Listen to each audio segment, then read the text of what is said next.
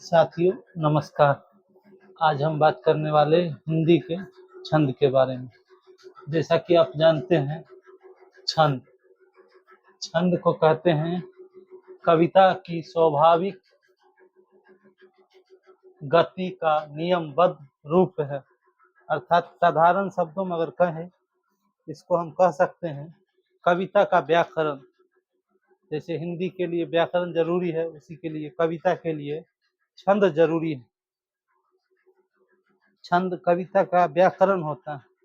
छंद के प्रणेता बनाने वाले आचार्य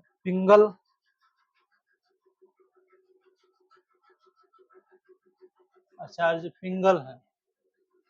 इसलिए छंद को पिंगल शास्त्र भी कहा जाता है। पिंगल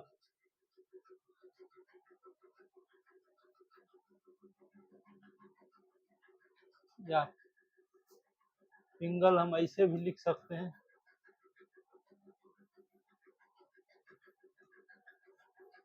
पिंगल। कविता का व्याकरण को ही छंद कहते हैं। सामान्यतः छंद के चार चरण होते हैं। छंद के 4 चरण होते हैं। किसी भी छंद के 6 चरण भी होते हैं। किसी किसी छंद में 6 चरण भी होते हैं। छंद की प्रत्येक पंक्ति चरण कहलाती है। छंद की प्रत्येक पंक्ति चरण कहलाती है।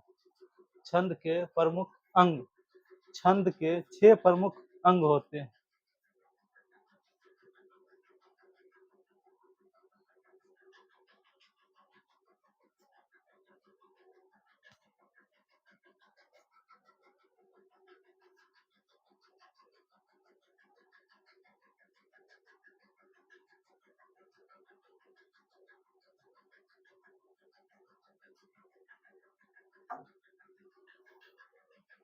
छंद के प्रमुख 6 अंग होते हैं। गण, वर्ण, मात्रा, यति, गति, तुक। गण एकदम साधारण भाषा में कहे, वर्ण, मात्रा, यति, गति, तुक। गण, वर्ण, मात्रा, यति, गति, तुक और गण। छंद के ये 6 भेद हुए।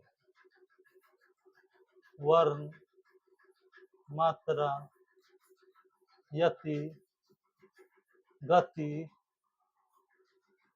तुक एवं गण। वर्ण किसे कहते हैं? वर्ण से तात्पर्य यह यहाँ सामान्य वर्णों से है, किंतु छंदों में आधे वर्णों की गणना नहीं की जाती है। जैसे सत्य में 2 वर्ण, सत्य 1 2 वर्ण। किसी छंद के अंतर्गत अक्षरों की गणना ही वर्णों की गणना कहा जाता है। किसी छंद के अंतर्गत अक्षरों की गणना ही वर्णों की गणना कहलाती है। अक्षर,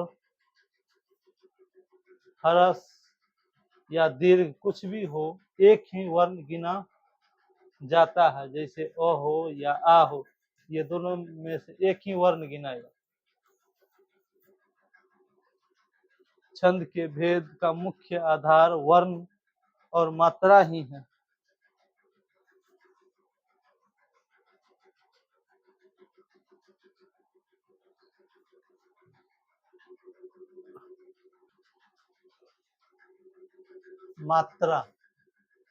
मात्रा कहते किसी है? मात्रा वर्णों के बोलने में जो लगने वाले समय को मात्रा कहते हैं। तो वर्ण को जो बोलने में जो समय लगता है, जैसे जो समय इसमें लगता है बोलने में, उसी को मात्रा कहते हैं। किसी अक्षर वर्ण को बोलने में जो समय की मात्रा लगता है, वर्णों के उच्चारण में लगने वाले समय को मात्रा कहते हैं। वर्ण को बोलने या उच्चारण में लगने वाले समय की मात्रा का मापन ही वर्णों की मात्रा कहलाती है। वर्णों के उच्चारण में लगने वाला समय मात्रा कहलाता है। यदि उच्चारण समय कम अर्थात एकांक लगे तो मात्रा लघु कहलाती है। यदि उच्चारण करने समय अपेक्षाकृत थोड़ा अधिक या दोहरा समय लगे तो उस मात्रा को गुरु कहते हैं। बोलने में जो लगने वाला समय उसको मात्रा कहते हैं। लघु मात्रा का चिन्ह एक खड़ी डंडी लिपाई लिखते हैं और गुरु मात्रा का चिन्ह एस की तरह लिखते हैं। हरस या लघु मात्रा का एस और दीर्घ गुरु मात्रा का हर्ष का हरस या लघु मात्रा का एक पाई खड़ी पाई एक डंडा।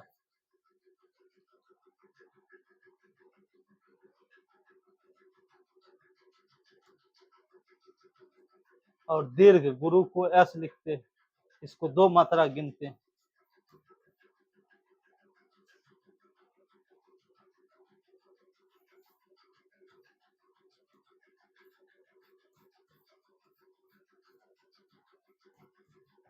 दो मात्रा।